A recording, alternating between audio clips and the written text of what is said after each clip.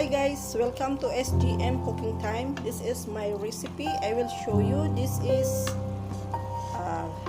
Mediterranean and Arabic food. This is minced meat from the beef, sauted with 4 pieces of garlic. You have to cut it finely, and 2 pieces of onions cut finely, 1 piece of paprika cut finely, and 2 pieces of medium carrots cut finely. And you need a cooking oil, 2 tablespoons, 1 tablespoon of this soy sauce, and this teriyaki sauce, 1 tablespoon, and mix it together here. And the meat, the grind meat, is 500 grams. So when you cook it, it will look like this.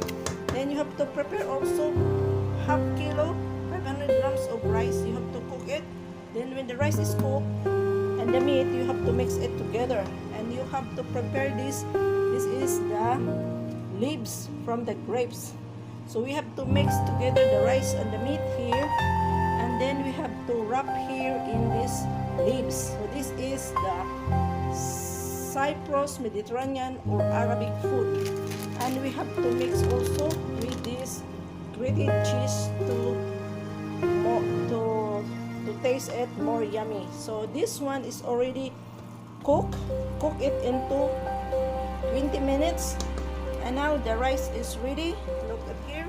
So I am going to off the rice now. Look at here.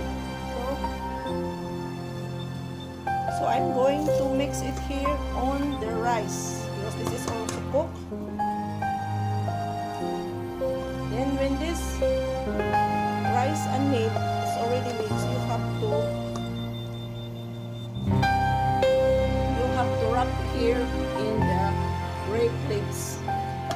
It's like